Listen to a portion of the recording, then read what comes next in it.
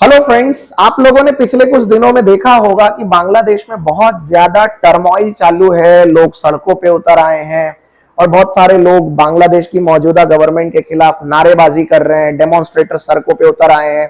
तो एग्जैक्टली ये बांग्लादेश में हो क्या रहा है, मैं आपको बताता हूं। देखिए, बांग्लादेश में बेसिकली इस समय जो मौजूदा सरकार है वो है शेख हसीना की।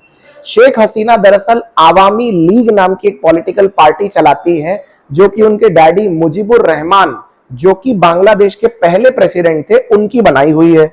अब बेगम शेख हसीना जो है वो 2009 से बांग्लादेश की प्राइम मिनिस्टर है। यानी कैलकुलेट किया जाए तो पिछले 14 साल से वो बांग्लादेश की प्राइम मिनिस्टर है।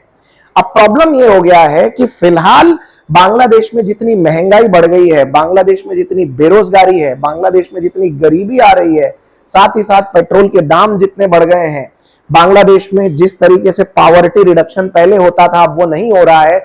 इन सारी चीजों का असर मौजूदा सरकार के ऊपर नजर आ रहा है और लोग मौजूदा सरकार से बिल्कुल खुश नहीं है। इसीलिए एक तरीके से देखा जाए तो बांग्लादेश में लोग मौजूदा सरकार से बिल्कुल भी खुश नहीं है। इसी का नतीजा है कि इस समय लोग प्रदर्शनियां कर रहे हैं और वो चाहते हैं कि शेख हसीना को पावर से हटा दिया जाए। एक और रीजन है जो कि आपको पता होना चाहिए, वो है एंटी इनकम्बेंसी। राजनीति में दरअसल ये एक बहुत कॉमन शब्द है, एंटी इनकम्बेंसी। इसका मतलब ये होता है कि अगर कोई नेता बहुत दिन तक किसी एक पोजीशन पे बना हुआ है, फॉर एग्जांपल 5 साल के लिए, 10 साल के लिए, तो ऐसे हालत में लोग चाहते हैं कि किसी नए चेहरे को मौका दिया जाए। क्योंकि बेगम शेख हसीना को लगभग 14 साल हो चुके हैं, अगले साल इलेक्शन है, लोग ये चाहते हैं कि अब इस बार किसी और को मौका दिया जाए। इसीलिए बांग्लादेश में बहुत ज्यादा इस समय आपको प्रदर्शनियां दिख रही होंगी। इसी को एंटी इनकम्बेंसी भी बोला जाता है। अब सवाल आता है कि अगर शेख हसीना हट जाती है पोजीशन से तो नया प्राइम मिनिस्टर कौन बन सकता है। देखिए, बांग्लादेश में 2 ही पॉलिटिकल पार्टीज हैं जो सबसे ज्यादा सुप्रीम है। एक है आवामी लीग, जिसकी नेता है शेख हसीना, जो कि मौजूदा प्राइम मिनिस्टर है, और दूसरी तरफ है खालिदा जिया। खालिदा जिया की पार्टी का नाम है दोस्तों बांग्लादेश नेशनलिस्ट पार्टी, जो कि उनके हस्बैंड ने बनाई थी। अब खालिदा जिया के साथ प्रॉब्लम यह है कि वो ऑलरेडी जेल में है। वो पिछले उनको 10 साल के लिए जेल हुई है, तो वो ऑलरेडी जेल में है। तो पता नहीं आगे आने वाले दिन में एग्जैक्टली क्या होगा, लेकिन इस समय बांग्लादेश की परिस्थिति काफी विकट लग रही है। अब बात कर लेते हैं कि अगर ऐसा हो रहा होगा तो हमें क्या लेना देना। भारत में हम है, हमको इन सब बातों से क्या लेना देना। देखिए, बिल्कुल लेना देना है।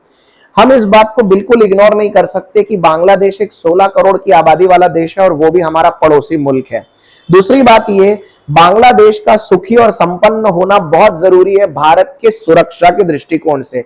इसलिए हम हमेशा ये चाहेंगे कि हमारे दोनों ही पड़ोसी, चाहे वो पाकिस्तान हो या बांग्लादेश, वहां पर कहीं ना कहीं कोई गरीबी या फिर वहां पर जॉबलेसनेस का प्रॉब्लम ना हो, ताकि उसका असर भारत पे ना देखने को मिले। और एक और बहुत बड़ी चीज जिससे असर पड़ता है वो ये कि बांग्लादेश में जब तक शेख हसीना की सरकार चल रही थी तब तक बांग्लादेश जो है भारत के तरफ काफी ज्यादा झुका हुआ था। भारत के साथ उसकी दोस्ती काफी अच्छी थी। आज की तारीख में अगर आप देखेंगे तो भारत और बांग्लादेश के संबंध काफी अच्छे हैं। बिल्कुल इसके विपरीत अगर खालिदा जिया की गवर्नमेंट आती है, तो जब उनकी गवर्नमेंट 2002 से 2006 के समय रन कर रही थी, उस समय बांग्लादेश बहुत ज्यादा चाइना की तरफ झुका हुआ देखा गया था। खालिदा जिया की पॉलिसीज हमेशा भारत के लिए कम और चाइना के फेवर में ज्यादा रही है। इसीलिए हमारे लिए कहीं ना कहीं इसके उल्टे असर देखे जा सकते हैं अगर खालिदा जिया मौजूदा प्राइम मिनिस्टर बन जाती है और बेगम शेख हसीना वहां से हट जाती है। लेकिन अपने आप में ये सब चीजें देखने लायक होंगी कि आगे आने वाले दिन में क्या होगा। देखते हैं आगे इसमें और क्या नया रंग, नया चेहरा देखने को मिलता है। सारे अपडेट्स में अलग अलग वीडियो के माध्यम से आपके लिए लेकर आता रहूंगा। इस तरह के इंफॉर्मेटिव वीडियोस के लिए हमेशा देखते रहिए Gyanbaazi. Thank you so much.